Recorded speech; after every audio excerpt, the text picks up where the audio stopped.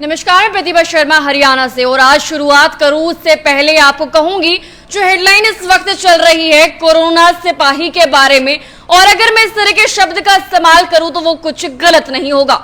वजह पता ही क्या है? चलिए एक बार इस व्यक्ति का चेहरा दिखा दीजिए। ये वो व्यक्ति है जो बहुत ही साधारण और बहुत ही ज्यादा सरल व्यक्ति है। जी हाँ, आपको बता दूं इनका व्यवहार जो है शुरू से ही प्रेम भाव का सभी के साथ रहा है। ऐसा पर्सनली भी अगर बात करें तो सच में बहुत ही प्यार से रहे हैं। लेकिन चलिए, आज जो एक शब्द कोरोना सिपाही मैंने दिया वो इसीलिए दिया कि एक समय वो भी था जहां पर हर कोई जो है अपनी जान से खेल रहा था, और ये भी वो व्यक्ति थे जो जान से खेल रहे व्यक्तियों की सहायता करने के लिए दर दर जा रहे थे, लोगों से मिल रहे थे। वही अगर बात कर लूं तो आम जनता और बड़े बड़े नेता और ना जाने कितने लोग बड़े बड़े अधिकारी की डर के मारे, पता नहीं क्या वजह थी कि वो बाहर आने से भी डर रहे थे, लेकिन उस वक्त भी ये रामनिवास राणा जी है जो आगे आए और कोविड में सभी का सहयोग किया।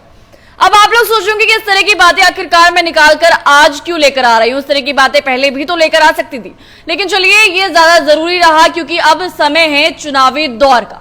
टिकट की होड़ में हर कोई लगा, टिकट की सबकी तमन्ना, लेकिन आखिरकार टिकट लगेगी किसके हाथ में ये तय करेगी सरकार, ये तय करेगी कांग्रेस पार्टी, ये तय करेगी वो सरकार जिसकी सरकार से जो व्यक्ति निकलने वाला है आगे। जो दावेदारी तो ठोक रहे हैं, लेकिन आखिरकार प्रत्याशी जो है किसको बनाया जाएगा ये एक बड़ा सवाल है। चलिए जो है बातचीत जो आगे शुरू करते हैं, और रामनिवास राणा जी मौके पर मौजूद है। क्या कुछ लगता है कांग्रेस से टिकट की दावेदारी के लिए बहुत सारे लोग लगातार जो है प्रयास कर रहे हैं और कईयों ने दावेदारी ठोक भी दी है, वहीं पर रामनिवास राणा जी कितनी एक सुलझते हुए नजर आ रहे हैं, बातचीत करेंगे। सर नमस्कार। नमस्कार जी, आपके चैनल को सभी को दर्शकों को मेरा नमस्कार, राम राम जी।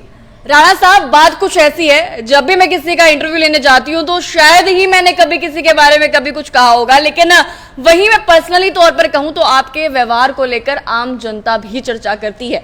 आखिरकार वजह क्या है? जिस तरीके से मैंने आपको कोरोना सिपाही कहा, क्या वो गलत मानेंगे या सही मानेंगे? मैं एक साधारण व्यक्ति हूँ जी, और मैं हमेशा से एक जमीन से जुड़ा हुआ व्यक्ति हूँ जी। हर लोगों से मेरा मिलना जुलना, हर तरह से मेरा दुख सुख में आना जाना, मेरी पूरी हिसार की जनता एक मेरा परिवार है, और परिवार से मैं मिलने जुलने हर समय दुख की घड़ी में हर समय तैयार रहता हूँ। अगर मेरे पास कोई टेलीफोन भी मारता है तो भी मैं उसको से मिलने का काम करता हूँ। शायद यही बात है कि इतना प्यार आपको यहाँ तक खींच लाया। चलिए अब बात करते हैं चुनावी दौर की। टिकट की दावेदारी के लिए हर कोई होड़ पर दौड़ पर हर जगह लगा हुआ है। क्या लगता है क्या होने वाला है? अशोक गोयल मंगालीवाला जी एक नाम, सिर्फ एक नाम मैंने आगे लिया है, ऐसे बहुत सारे नाम है जो लगातार चर्चाओं में चल रहे हैं। क्या लगता है टक्कर दे पाएंगे क्या? देखो ऐसा है, टिकट का फैसला तो हाईकमान ने करना है जी। जो हमारे सीनियर नेता हैं, हाईकमान है, वहाँ से फैसला होगा। जिसको भी टिकट देंगे उसका ही हमारा को कांग्रेस पार्टी का निशान एक ही है, हाथ का पंजा। उस हाथ के पंजे का ध्यान रखना है, उसी पर हमने जो है पूरी तरह से मेहनत करनी है। मेहनत तो आपने अभी ही शुरू कर दी, जोरों शोरों से लगे। मेरे हिसाब से अभी नहीं, अगर मैं कहूँ पिछले कार्यकाल की बात, जहां पर आपको कोई पद भी शायद नहीं उस वक्त था, उसके बावजूद भी आप लगातार काम कर रहे थे। काम तो पहले ही शुरू हो गया था आपका। देखो वैसे तो हम जो है 90-92 से कांग्रेस पार्टी से जुड़े थे जी। बीच में सिर्फ एक बार गए तो जो हजका पार्टी बनी थी कुलदीप बिश्नोई की, उसके साथ गए थे।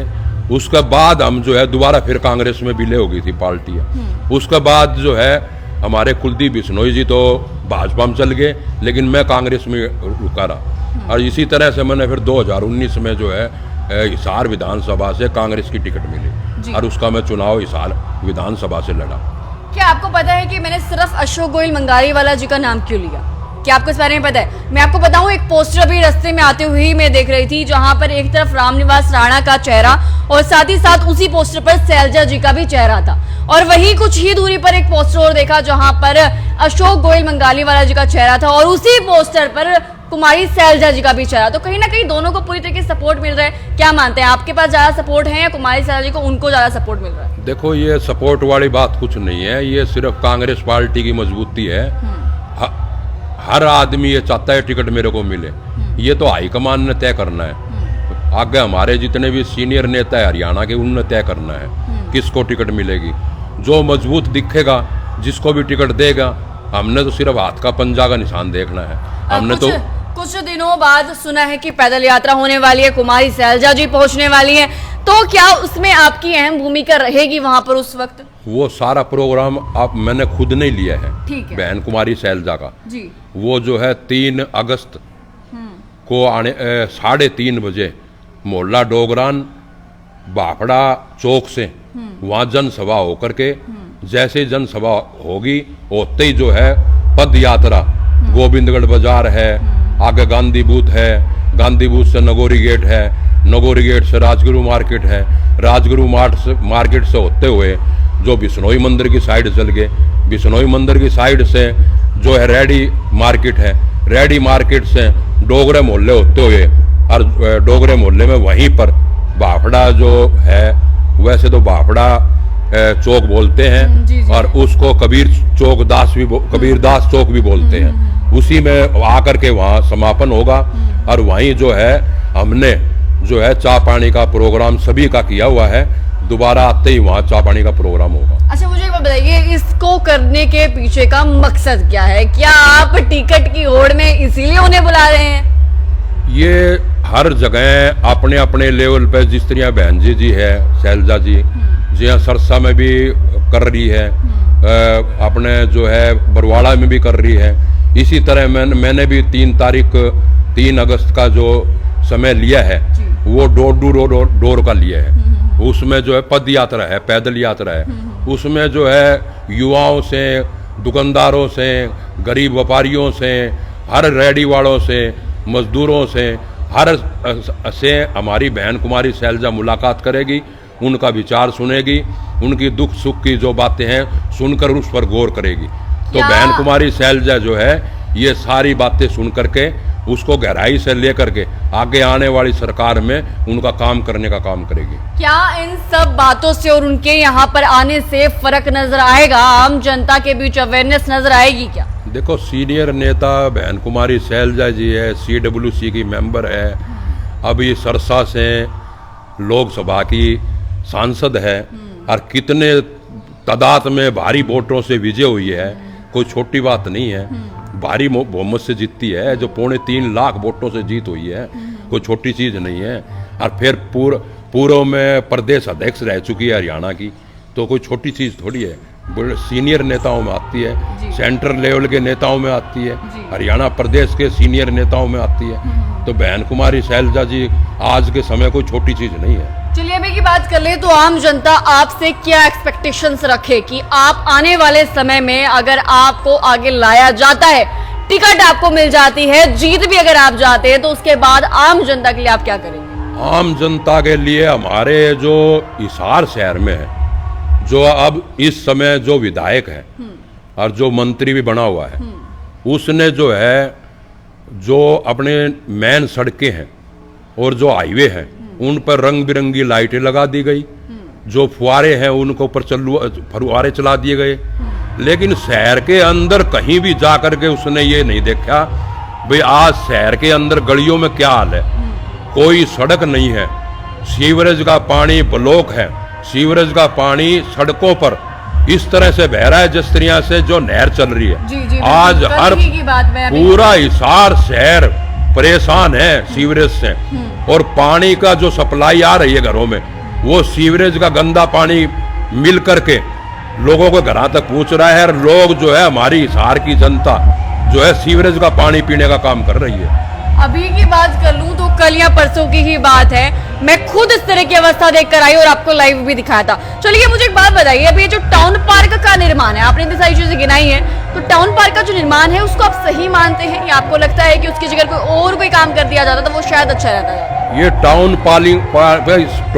पार्क पे इतने पैसे लगाए हैं, अगर ये पैसे सीवरेज की पाइप बदलने में लगाते, सीवरेज की पाइप बदल कर हाथों RCC की सड़क बनाते तो लोगों को सुविधा मिलती।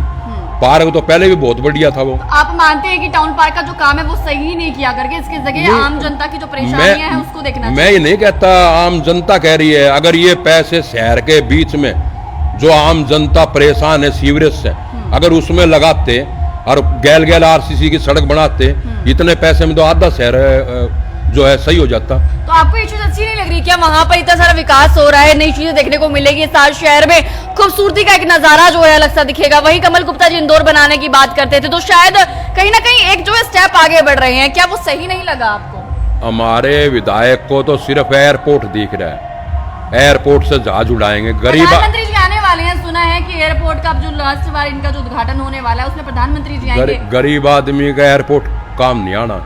गरीब आदमी का तो सुविधा जो होगी ना, खुद की सुविधा होगी, सड़कें हैं, सीवरेज की है, उसको रोजगार है, सबसे मोटी रोजगार भी तो है। रोजगार है लोगों के पास है ही नहीं। आज युवा पीढ़ी है वो नशे की ओर निकल रही है, उसका कारण यह है बेरोजगारी, उसका यही कारण है। मैं तो हिसार की जनता से एक अपील करता हूँ, मैंने 20 साल से जो है मैं हिसार शहर के लिए संघर्ष कर रहा हूँ। मेरे को एक मौका, हिसार की जनता से अपील है कि मैं एक मौका मुझे दे, ये 2024 में विधानसभा में विधायक का। मैं आपको विश्वास दिलाता हूँ, आपके बीच में बैठ करके, आपसे हर मोहल्ले गली में बैठ करके, आपसे राय लेकर के जो भी विकास का काम होगा, स्पेशल काम होगा, वो आपकी राय लेकर के वो काम कराने का काम करूंगा। और आपके बीच में बैठकर ही काम जो है विकास कार्य होगा, आपकी राय से करूंगा। मैं यही विनती करता हूं हाथ जोड़ के कि मेरे को बहुत लंबा संघर्ष हो गया, एक मौका मेरे को 2024 में अवश्य दे। अगर आपकी बातों पे सही ना उतरूं, आपके विश्वास पे सही ना उतरूं, तो आगे 5 साल में फिर वोट पड़ने हैं। 5 साल आते देर लगती है, 5 साल में फिर फटकार दियो। मैं तो एक बार अपील करता हूं, आप मुझे एक मौका जरूर दे 2024 में, क्यों मेरे को बहुत लंबा समय हो गया। मैं आप सभी से हाथ जोड़ कर मेरी प्रार्थना है, एक 2024 का मौका मुझे जरूर देकर देखें। चलिए बहुत बहुत शुक्रिया। मैं आपको बता दूं कि बदलाव की जरूरत हर किसी को है, ऐसा मैं नहीं कहती, ऐसी आम जनता कहती है, जिसे बदलाव चाहिए और शायद ये बदलाव जो है आ पाएगा अगर रामनिवास राणा जी नीचे उतर कर आते हैं, क्योंकि धरातल पर लगातार काम करते हुए आ रहे हैं, मेहनत स्ट्रगल जो है लगातार चल रहा है। ऐसा मेरा नहीं, ऐसा रामनिवास राणा जी का भी कहना है। और वही अगर बातचीत कर ले, एक आखिरी सवाल आपसे है मेरा। आज सीएम मनोहर लाल खट्टर जी, सॉरी सीएम नायब सिंह सैनी जी आए हुए थे, वो तो पूर्व सीएम रह चुके हैं, लेकिन अभी जो है नायब सिंह सैनी जी आए हुए थे मौके पर। और वहीं अगर बात कर ले तो कुछ बातें ऐसी भी चल रही थी कि बस स्टैंड को जहां पर वो स्थित है वहां से बाहर के एरिया में शिफ्ट कर दिया जाएगा। तो क्या वो आप सही समझ रहे थे या क्या? डिसीजन जो है कहीं ना कहीं कमल गुप्ता जी ने अभी दिया है कि ऐसा कुछ नहीं होने वाला, लेकिन चलिए बताइए, अगर बाहर कर दिया जाता है एरिया में तो नुकसान होगा या फायदा होगा? बस स्टैंड का ये एक बात बताओ आप, 10 साल हो गए, अब ये चुनाव जो नजदीक आ गए, 2 महीना चुनाव के है विधानसभा के, अब ये बस स्टैंड बदलेंगे, सिविल हॉस्पिटल बदलेंगे, क्यों 10 साल तक सुते थे? अब लोगों को बेवकूफ बनाने का काम जो है विधायक कर रहा है, मंत्री कर रहा है। और फिर सबसे बड़ी बात ये, अब जो जितना भी बिजनेस है जो नजदीक है, चिराजगुरु मार्केट लगा लो, मोती बाजार लगा लो, बस स्टैंड के सामने लगा लो, वे तो बेरोजगार हो जाएंगे। तो ये तो विचार करना पड़ेगा, ठीक है, लोगों को तरफ भी देखना पड़ेगा, भाई इससे जाने से क्या नुकसान है, इसको आने से क्या नुकसान। इसके पीछे के भी एक सड़क है शमशान घाट के साइड की तरफ, उसका रास्ता खोल दिया जाए तो भीड़ वैसे कम हो जाए। था बीच में वो रास्ता कुछ दिनों के लिए खोला गया, हाँ, तो वो रास्ता फिर दोबारा खोल दिया जाए, उसमें खोलने में कोई हर्ज थोड़ी है। उसको क्यों बंद कर दिया गया, क्या तकलीफ है बंद कर दिया गया? तो बस परली साइड के निकल जाएगी। अगर हिसार की जनता अगर चाहती है तो शिफ्ट करे, अगर हिसार की जनता नहीं चाहती तो क्यों शिफ्ट करे? हिसार की जनता का आज जितना भी एरिया पड़ता है, अगर वो बेरोजगार हो गया, रोजगार तो वैसे ही को नहीं भाजपा की सरकार में, बेरोजगार तो वैसे ही हो रहे हैं। अगर ये थोड़ा बहुत काम इनका चल रहा है, जो हमारे हिसार की जो जितने भी व्यापारी हैं, छोटा दुकानदार है, उन भाइयों का व्यापार अगर बंद हो गया तो कहाँ से रोजी रोटी खाएंगे, कहाँ से बच्चे पालने का काम करेंगे? चलिए, ये थे सोच विचार रामनिवास राणा जी के, जो एक मौका जो है आम जनता से मांग रहे हैं। खैर, आप क्या कुछ मानते हैं इनके सोच विचार को देखते हुए? आपका क्या कुछ मानना है? आपकी राय जरूर रखिएगा। वीडियो को शेयर करना ना भूलिए और बने रहिए मेरे साथ प्रतिभा टाइम्स नाउ के साथ।